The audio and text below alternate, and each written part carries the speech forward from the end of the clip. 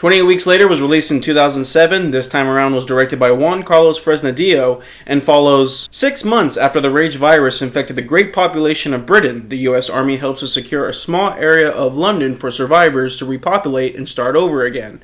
But not everything goes according to plan. So compared to 28 Days Later, which was much more slower and character driven, 28 Weeks Later is much more action heavy and less nuanced, which some may find less emotionally engaging or reflective, but that's probably because some of the characters in this sequel deserve their fates for being so unbelievably stupid. But before I dive into that, let's just appreciate how goated this opening scene is.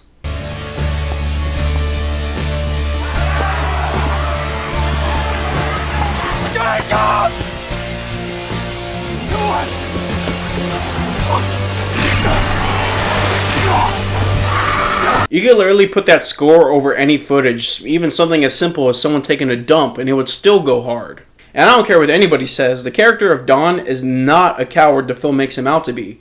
He told him not to open the door. When the zombies broke into the house, he was the only one throwing hands. And 3, his wife let go of his hands and there was a horde of zombies in between them. What was he supposed to do? Fight all the zombies like he's Toretto from Fast and the Furious 9? Like he genuinely tried his best in that given position. There was literally nothing he could do. His cardio though, pretty good. While the actors Jeremy Renner and Rose Byrne do solid work here, their characters often feel like archetypes, the determined doctor, the brave soldier, and those kids. Ah yes, the kids. They were dumb as fuck. Even looking at things from their perspective, their actions were dangerously stupid. They set off on a chain of wrong decisions that just doubled down the depths and chaos. But I get it. At the core of it, it is a tragic story of a family, especially looking through the lens of the character Don. His arc delivers some of the most emotional and disturbing scenes in the entire film, and his betrayal as an infected is the scariest performance out of all these movies. This guy scared the shit out of me when I was a kid.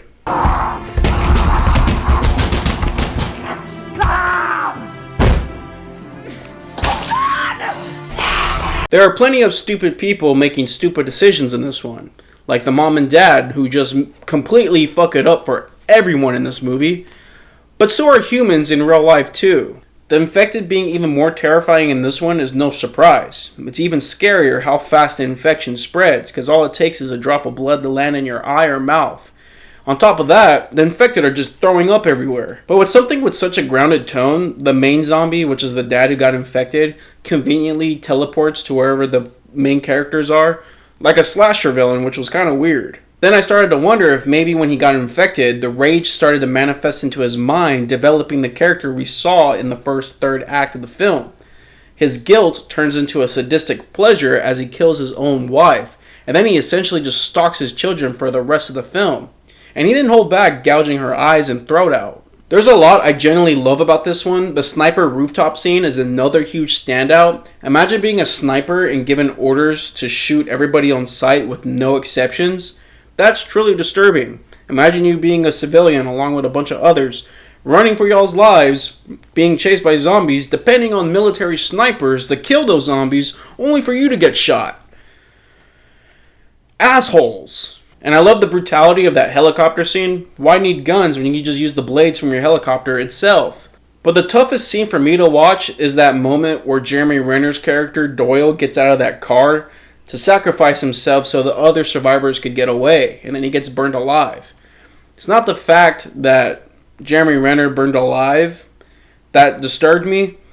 It was the fact that he helped a bunch of characters who didn't deserve to live in the first place help escape. But it was such a contrast to the first film, because the first film you feel this underlying feeling that the main characters will make it out alive. Even when they're trapped in that military base, you still have this sense of hope that they will find a way to overcome these corrupt soldiers. Whereas the second film is a completely different journey and you just feel nothing but hopelessness. You see the military losing control of the whole entire situation, and you see the soldiers carry out their awful orders, or even making sacrifices like Jeremy Renner's character. But I do think that hopelessness is what makes this one so good, and I'm glad they went in the opposite direction as that first film.